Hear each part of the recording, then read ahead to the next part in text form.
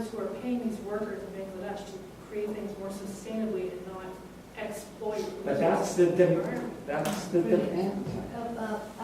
You might have realized, I seem to push growth that I support. What's the brilliant? Why is that brilliant? Because she's talked about the policy that would work, right? What is it?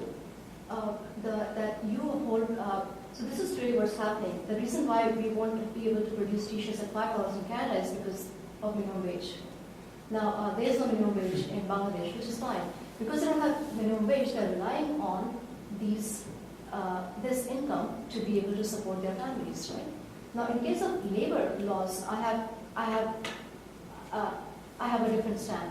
In case of environment, because labor laws is an income, they know what to do with this income, right?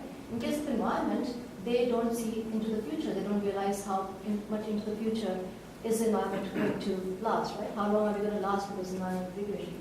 So what she's talking about is the reason why companies are moving to these places is because environmental standards are weak, right? Because they don't have to pay for the taxes, they don't have to clean up the water, whatever cleanup they get, they can do that. So what she is talking about is that you ask the companies, irrespective of where you produce the good, you are responsible for cleaning or for dealing with whatever environment issues you have. So you're not really restricting trade, right? Because trade should be, you should be producing wherever it's limited resources. But here, trade is being decided by not just comparative advantage, but also environmental policies, which are going to give you lower cost in countries which don't have environmental policies, right? It's costly. So it's really screwing up the comparative advantage. Because it's the same argument, right? If you have taxes, consumer sovereignty.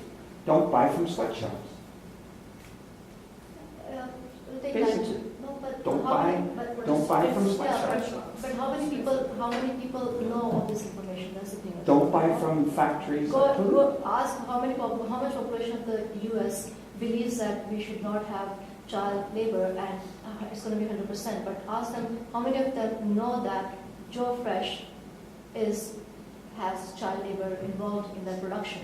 First of all, they don't know Joe Fresh. They go to Walmart, they go to places, they buy the product, they don't know where it's Well, produced. they haven't got a clue. No. And on top of that, for them to know the story, how much US media covered it. So, you cannot really have. How much of the world population can actually afford to be ethical consumers? That's exactly right. That's exactly. It's- Yeah. And as well as- Only the Perhaps morality comes with wealth. easily. Yeah, which is something I wanted to pose to you guys, which actually I think you're going to have a lot easier time answering it.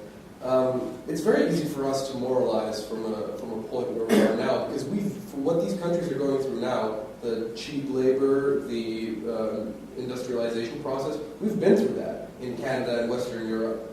Like everything there, all the environmental degradation, we had that as well.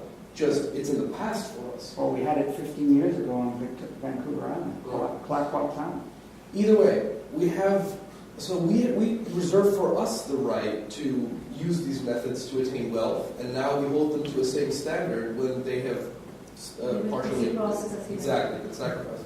So this double standard that we reserve for us the right to attain this wealth and now this moralizing position, but we will not give them the opportunity to do the same. But we are holier than thou. Oh, now we are. Yeah. I don't know if Victorian London would agree. Yeah. It's because they're emerging economies. They're just kind of coming into serious production, serious manufacturing. Exactly, but we're holding them to different standards now than we held ourselves to achieve this. But this demand control can work. It's worked with running shoes, right? It's now starting to work with the T-shirt thing. What do we call it? Fast fashion, where you buy something that costs you $15 and you throw it away after one night at the club. It worked with the seal pelt, right? The seal skins. France used to import glass bangles, which used to come from Bangladesh. There were 5 factories that were the main exporter of these bangles. As soon as the public realized that this was child labor, they banned the companies started buying it from them because there was a big backlash. Yeah. Now, in those factories, 80% of the girls that were involved in the production actually went into prostitution because that was the only means of making a living. Right? So this is the impact that it has on developing countries. Labor standards, I don't know if we can hold them to Unintended the, consequence. if we can hold them to the same means of labor standards. Environment becomes a different issue because environment is saying that, well, we made a mistake by not respecting the environment, and if we don't start doing it now, and if everybody else behaves the way we did, no one will survive, right? So for us, then it becomes that we are helping them as well in that sense. Child labor, I have different feelings on. When I go to India and I see kids who are 7 years old picking up garbage because you can recycle it and get 2 rupees and maybe after 2 days have a meal, then I have completely different. How can we hold them the same labor standards? Why can't we let this poor kid earn his buck and go and have a meal? Sorry. Anyway, so environment standards will. Yeah, but we can't hold him responsible because he's based in this conversation. Yeah, we should help them not make the same mistake. Very true. So environment is slightly different, but I think the reason why, so then what really happens is because the environment policies are different, it's more costly for a farm to produce here than it is to produce in Bangladesh because of environmental standards. And it's not a competitive advantage that's dictating the trade in that sense, right? Because the cost in Canada is much higher because they have to pay for other environment-related stuff as well, right? Or taxes are higher, carbon taxes. So competitive advantage is skewed because of that, because of the cost. So if we had the same cost in environmental standards across, then it will be competitive advantage that dictates it. So what you were saying was, if we had, that's why I was trying to push you guys. Because what is the answer? What is brilliant debate. I loved it, but I think I'm going off track completely. I'm getting emotional here, so I'll go back. Motions are good. I'm going to give you guys a last word. Okay, well, so I guess our main points were that, first of all, we have to remember that trade brings us winners and losers, and that we have to think about both sides, and we have to remember. Does trade, you guys keep saying that. I thought trade was a win-win. Well, it's more that rich countries get richer on behalf of poor countries, because well, people.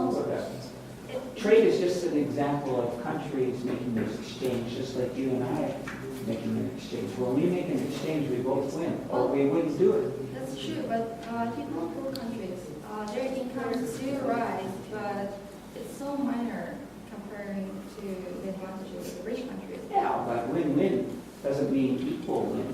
But You at the could same- win +2 and I could win +20. Yeah, but at the same time, if we look at all the environmental problems that we get as a result, we both would lose eventually. Like, we should look at not at the short run, but like at a different time frame. If we look at the very long run, who loses eventually? Everybody. Yeah, but the main losers are going to end up being the earth. First of all, the people in developing countries, they wouldn't be able to produce as much, and the cost of production would rise because we run out of natural resources eventually. So they would lose, and then the same thing. Here's a question that has plagued me. Like if I look at 2 identical t-shirts, and one's made here for $20 and one's made in Bangladesh for $5, how many of those, not those, but those downtown uneducated masses are going to go for the 20? I was in, where was it? Superstore. And I saw a couple ladies shopping in the Joe Fresh area next to the pharmacy division where I was going for my drugs. And I thought to myself, I should go over and ask them, why are you buying Joe Fresh stuff? And then I thought, why get yourself upset? You know what the answer is going to be. They don't have a bloody clue that 1,200 people just died in a fire in Bangladesh. They don't have a clue. So my point is, how are we going to, and it's funny I said fair trade because I think that might be the answer. How are you going to educate the people, the consumer, to realize that if they really want to save the environment, they're going to have to pay more. So if they got a choice between a $5 t-shirt and a 20, they got to go for the 20. If they got a choice between shoes that were made in a sweatshop and shoes that were made not in a sweatshop, they're gonna have to pay more. Well, I guess it's. Some people argue that's why you need government intervention, right? Because You're not going to be able to. as a friend of mine said in the PhD program, Bob, the reason most people appear stupid is because they are.